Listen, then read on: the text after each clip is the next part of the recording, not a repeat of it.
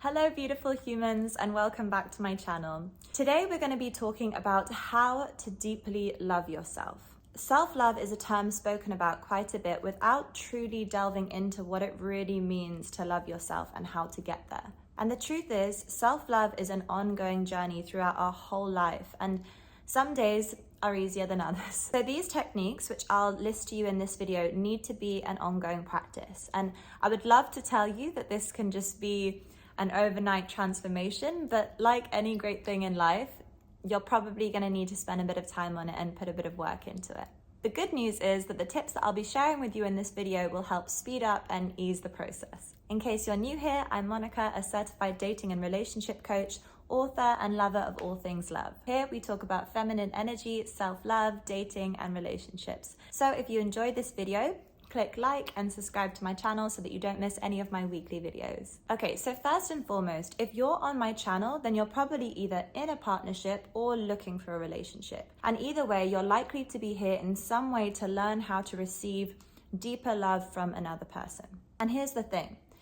If you don't love yourself, you won't be able to truly feel loved by another, which is why you have to learn to love yourself. And this ties into my first point, which is stop searching for love from another person to fill up your empty cup. The love that you seek isn't outside of you. It originates from within you. If you can't tap into that, no matter how much love you get showered in by somebody else, you won't be able to truly connect to it because you're not aware of love's presence within you. And the thing is, when you do begin to truly love yourself, you'll find that the love that you're seeking from others comes flooding to you in abundance, because when you love yourself, you are your most sexy, vibrant, positive, joyful, peaceful, incredible version of yourself. And there's literally nothing more attractive than that. Number two is that even though I'll be giving you some actionable steps to help you connect to the love that resides within you,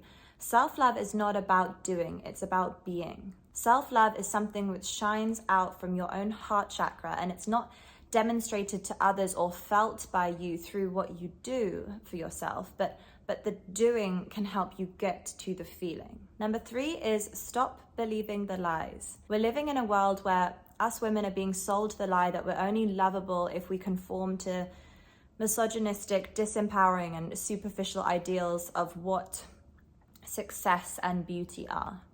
We're told that we're not enough of this and too much of that, so it's no wonder that we're often paralyzed with self-doubt and a self-deprecating inner voice. When we get to the core wound of many of my female clients who come to see me for help with their dating and love lives, it often comes down to a deep belief that they are unlovable just as they are. A wound of mine that I personally needed to work through before meeting my partner was a deep-rooted belief that I wasn't deserving of a healthy, magnificent love just as I am. My point here is that unfortunately self-love, even though it's our innate birthright, doesn't come naturally to most people, especially women. Number four is somatic practices. Some of my biggest shifts in my process of healing this wounded belief of unlovability came in the form of various somatic practices. So for me, that came in the form of things like Reiki, bodywork, ecstatic dance, Kundalini yoga, and breath work. They all really helped me.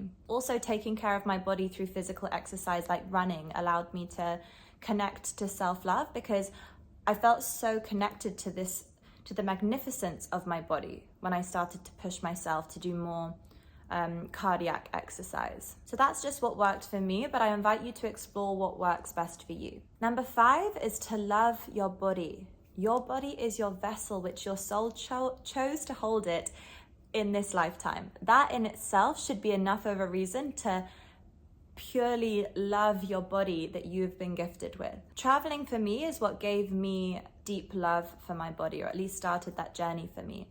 And it hadn't drastically changed since the days when I didn't have a healthy relationship towards my body, but the metrics of why I valued it did change. I didn't base the value of my body anymore on if a guy found me sexy. I didn't base the value of my body on comparison to other women.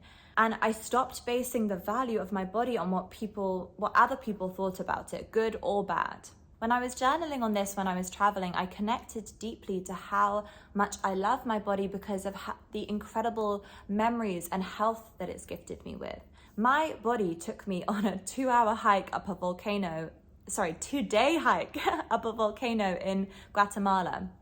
My body took me up Parrot Peak in Brazil, which is a 9-hour hike through the night, and you arrive at the top for the most incredible sunrise, which was very well earned. And my body carried, 20 kilos of weight in a backpack around the whole of South America.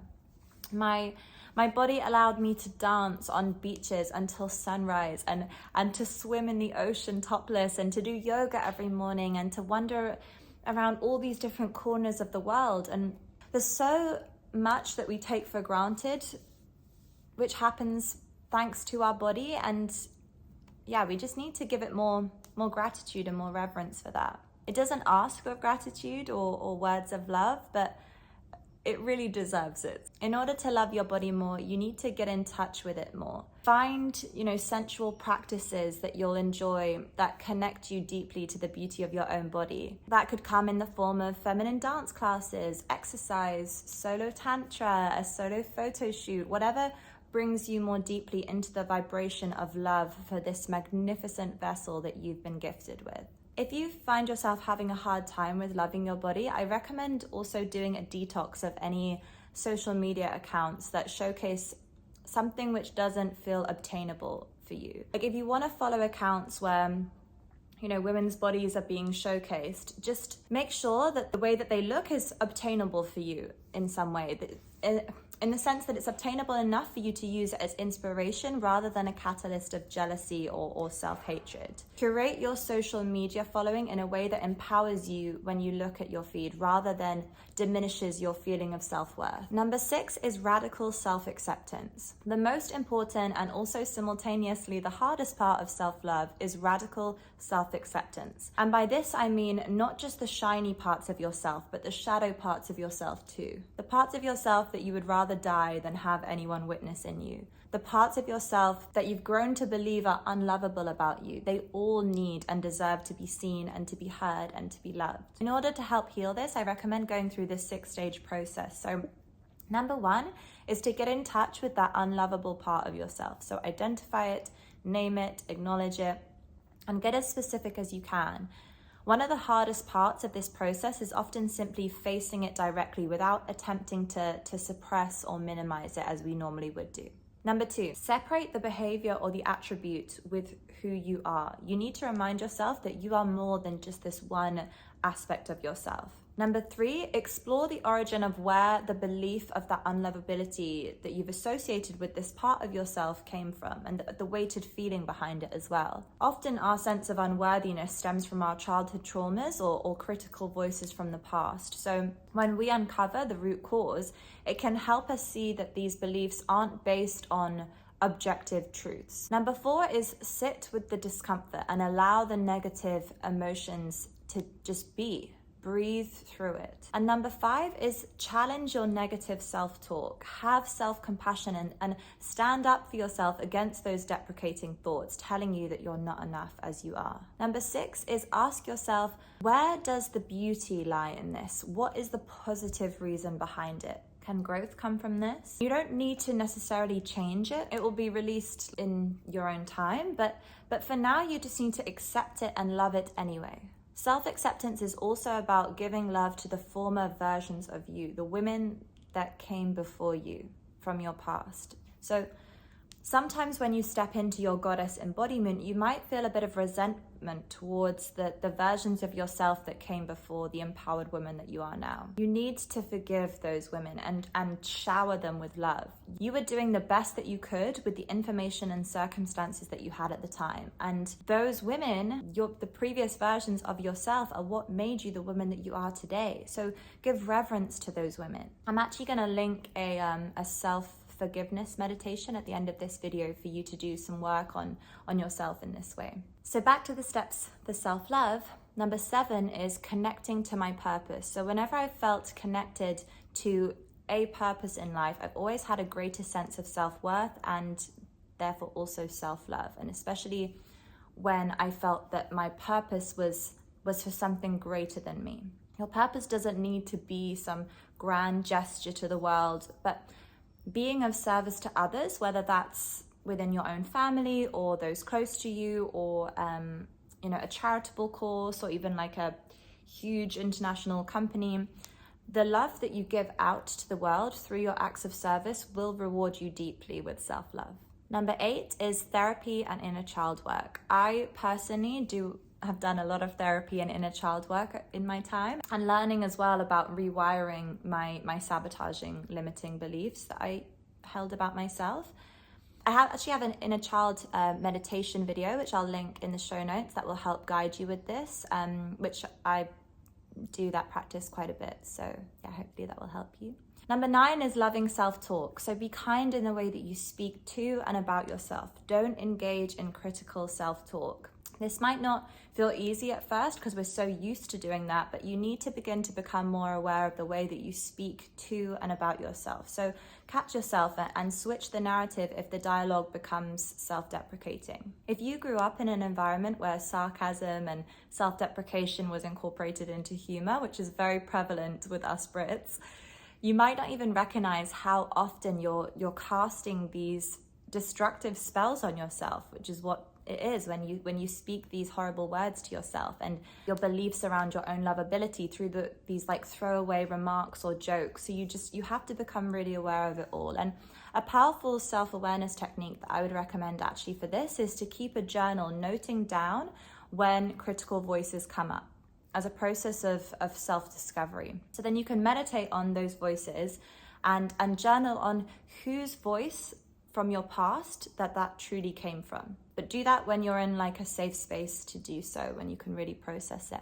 And you can then begin to adjust the narrative. So at first through seeing your actions, just through a more compassionate lens, and then eventually through the eyes of admiration and adoration. Positive affirmations to and about yourself in the mirror are also a great way to shower yourself in loving thoughts and words. At the end of the day, you are your own best friend and the true love of your life, so you must honor yourself in that way. Number 10 is to prioritize your well-being. And that will often mean being strict with yourselves in terms of what you eat, how often you work out, how much you sleep, how much you party, hopefully very little, and generally just having healthy routines and habits. It might not feel loving at first because we're very wired, especially in our generation, for instant gratification, and sometimes picking the healthy option doesn't feel like the funnest, most pleasurable option in the short term, but it is in the long run. And that means it's truly the more loving thing for you to do for yourself. Number 11 is boundaries. Self-love comes in the form of maintaining healthy boundaries and relaying them to others in a clear and non-confrontational manner. Self-love comes from putting yourself first. So you need to put your needs above all others, unless you have children, and no, your partner doesn't count as one of those children. So become self-focused. It's not selfish to think about yourself. The truth is, your man doesn't want you to be good. He wants you to be happy. So stop feeling like you need to be the good girl, as most of us were taught from a young age to be, and instead become the woman who is just unfuckable with. And number 12 is fake it until you make it. And honestly, for me, there was definitely a part, at least at the beginning of my self-love journey, where it was very much fake it till you make it. When I started this healing process, I might not have deeply felt how truly lovable I am, but I did value myself enough to know that rationally and consciously, I deserved to feel that way, and also loved myself enough to do the healing work as well. So I hope, like me, you can at least start at this part of the journey of self-love and self-empowerment. The truth is that when you start to deeply, truly love yourself, the world around you will reflect that back to you in your reality. This is what theorists describe as confirmation bias. It's essentially the concept that our internal beliefs will subconsciously draw our attention to proof within our physical environment, which demonstrates that belief. Our subconscious wants to feel safe and protected. So by drawing attention to what it believes to be true, reassures you and your nervous system of that bias and makes you feel more comfortable, actually. So despite the fact that this can be difficult to detect, it's possible to rewire your limiting beliefs like a lack of lovability, for instance, to those of more empowered, empowering beliefs. For example, if you love yourself enough to believe that you're deserving of the best partner and the best treatment from men, then confirmation bias will then attract into your life only men that behave in that way. When you love yourself enough to know that you're deserving of a conscious, loving relationship, an incredible man, the universe hears that and responds accordingly. Don't forget, you are the co-creator of your life, of the life that you desire, by being the inspiration. So love yourself enough to know that you deserve the best, and watch how your dreams just become your reality. And truly, if you remove your erroneous self-deprecating beliefs for a moment and look at your existence more literally, in kind of factual terms, you really are nothing short of a miracle personified. The probability of you existing as you are is pretty much zero, and yet you are here in your perfectly imperfect perfection. Not only should this be enough of a reason for you to deeply love your authentic self, but it should also show you that there is a divine purpose for you being here. You acting small and dimming your shine by not loving yourself is not only doing a disservice to yourself, but also to the universe and your divine purpose for being here. You are so special by simply just existing exactly as you are. All this being said, you can love yourself while simultaneously also wanting better for yourself. You can be at peace and content with yourself and your life whilst also working to growing and evolving. It's not an oxymoron for you to love yourself enough to want to improve. The only constant in this world is change. So you are put here on this earth to evolve and expand your very being. So empower yourself to always be striving for a better version of yourself, but do it not in spite of yourself, but because of how much you deeply love yourself. If you love yourself enough to know that you're deserving of becoming the goddess that you are supposed to be, you will need to lovingly go towards your goals repetitively, consistently, every single day. And it will probably seem arduous and even cruel at times, and resistance will definitely creep in at least sometimes. But if you can trust yourself to follow through with it still, even in the face of internal and external obstacles, the love that you have for yourself will deepen and grow. Be the woman that the younger version of yourself would look up to, the present you can be proud of, and the future you will be grateful for. I hope you enjoyed this video. I've linked here at the end of this video the self-forgiveness meditation, which I mentioned before in this video. And I'll also link in the show notes some other recommendations for you that I have, which are my inner child meditation video, my self-love meditation video, my self-worth meditation, and my self-belief affirmations video as well. And don't forget to subscribe, and I'll see you next week on Friday for my next video.